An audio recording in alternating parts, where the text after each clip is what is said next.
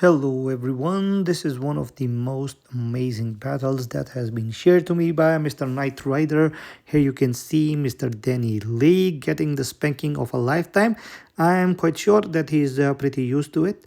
And the preparators or the ones he's going up against is 59E. Alright, I was kidding. I know that Mr.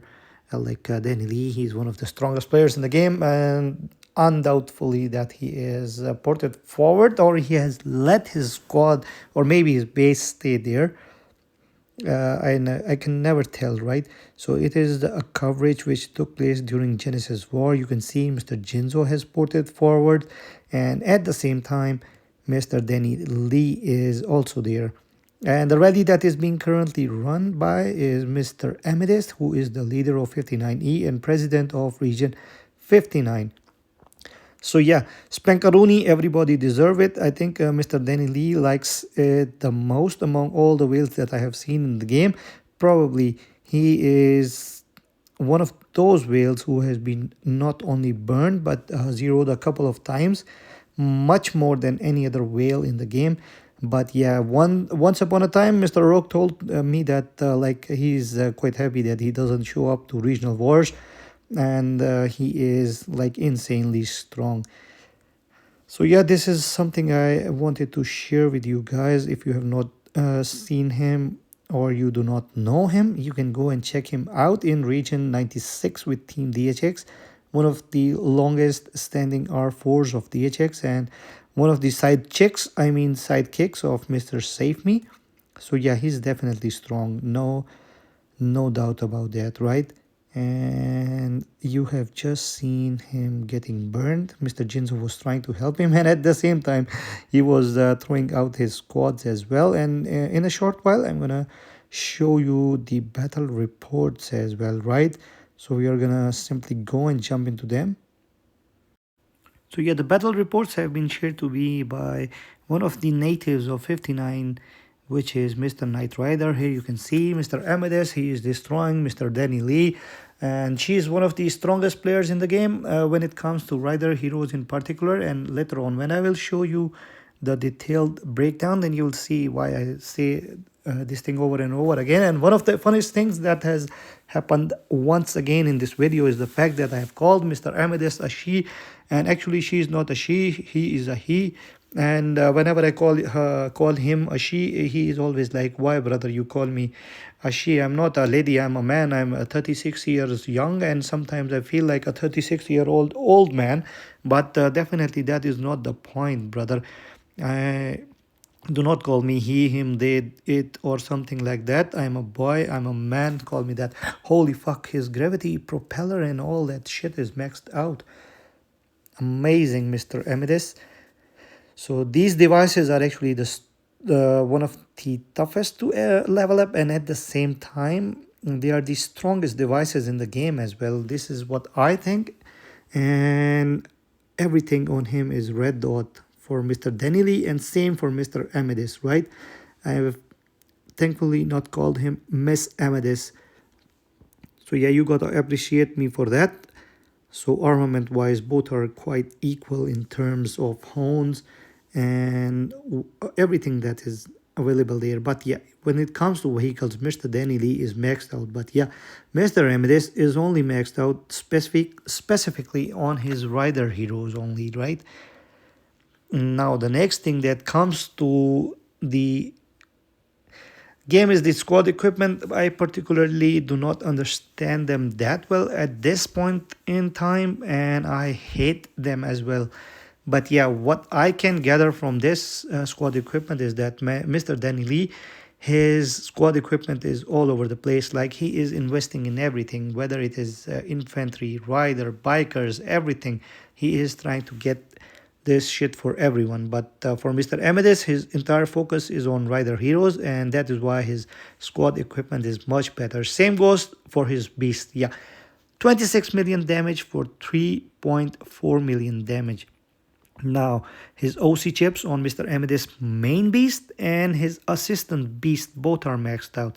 And if you compare it with Mr. Danny Lee, his chips are quite lacking. I mean, the OC chips, right?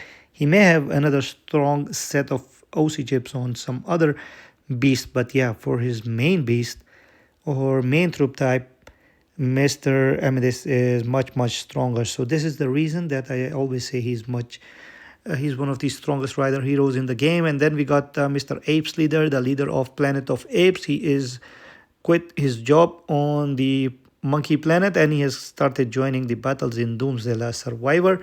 And he he beats his chest in a fiery manner. And here you can see maxed out vehicles for both the heroes, armaments, and the major difference that I have seen is in the squad equipment. So Mr. Danny Lee is investing in everything.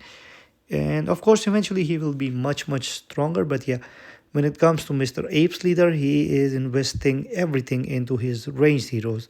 And Mr. Apes Leader is definitely one of the strongest range-based players in the game.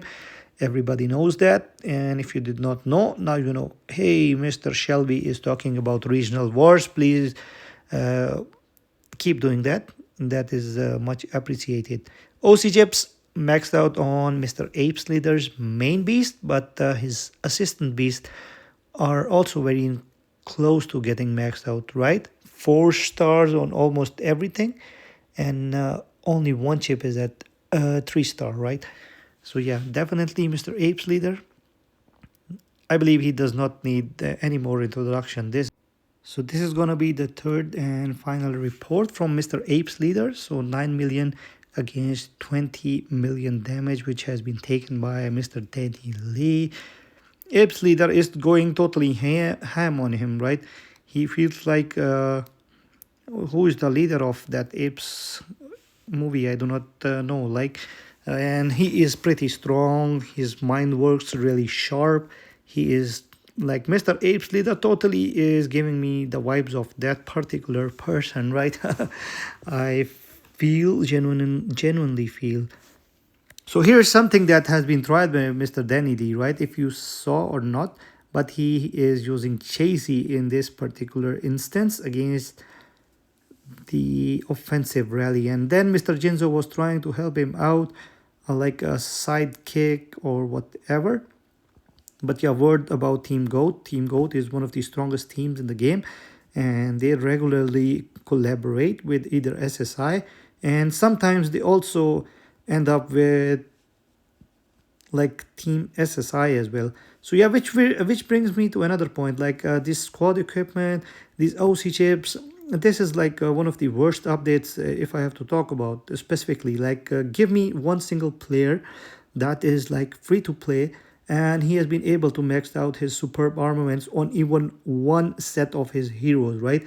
Armaments came out like 2 years ago, and if any free-to-play player is expecting like he will not spend and he will max out his beasts, he will max out his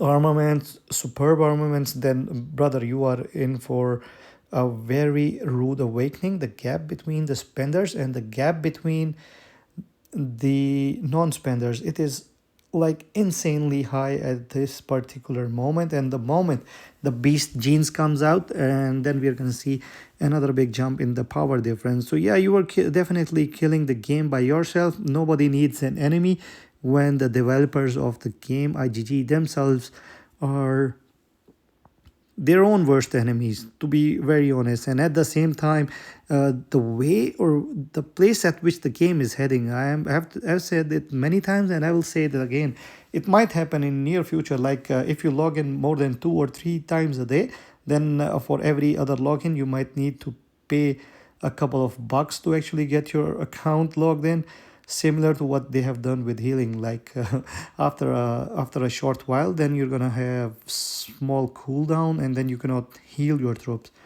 The same thing might eventually happen with your account logins. So this is actually where the game is heading. The game is in a terrible state right now. I have said it a couple of times, and I'm saying it again after I have returned.